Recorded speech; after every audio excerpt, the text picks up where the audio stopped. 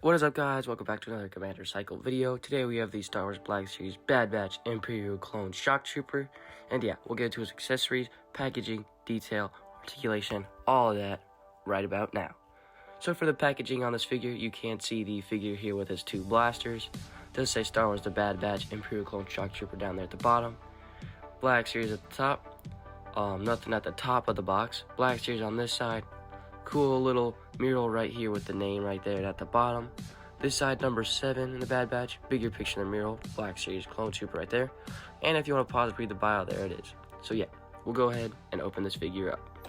So for this Clone Trooper here, all you gotta do is just peel this part open, slide him out here, take off the sleeve here, and then just pop out his rifles here, which is, this one's getting stuck, but yeah, there we go. It did get bent in the packaging, but it's okay. I have plenty of these longer rifles. And then for the smaller blaster, is a bit stuck. This one's stuck. And I just gotta peel this one out. And eventually I'll get it. Yeah, never mind. And you have to have someone behind the camera strength to eventually get this out. Yeah, so I'm definitely struggling. I'm trying to get this blaster out.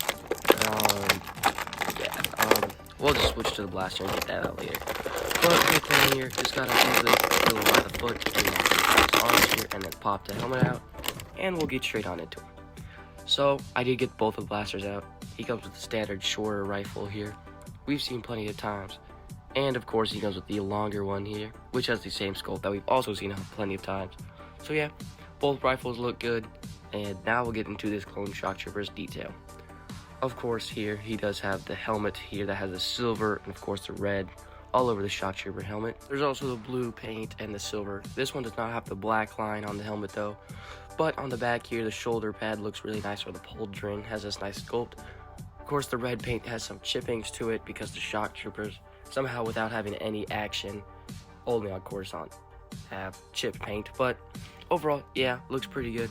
And then there's a solid red and gray down here at the bottom of the legs and the shins. And yeah, overall, I like the color scheme. The Shock Trooper or the Coruscant Guard is my favorite though. And for some articulation here, he can look about that far back, about that far forward. There's a bit of rocker here. Can swivel all the way around here. The shoulder pad does get it a bit stuck.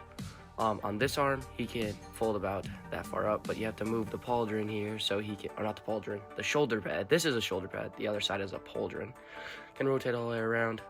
Of course, with the pauldron here, you can't go that much far. Tiny bit above 90 here on the one on the arm. Rotation, swivel all the way around with an up and down hinge over here on the wrist. The clone can go, oh yeah, also side to side on this hand. The clone can go that far back, about this far forward, and can hula hoop pretty good. For the legs here, you can go that far out, about that far forward, and about that far back. Bit of thigh swivel here. Single jointed knee can go this far back. Swivel here. On the ankle can go that far down, about this far up, and a bit of swivel there. So yeah, pretty good articulation, nothing we haven't seen before.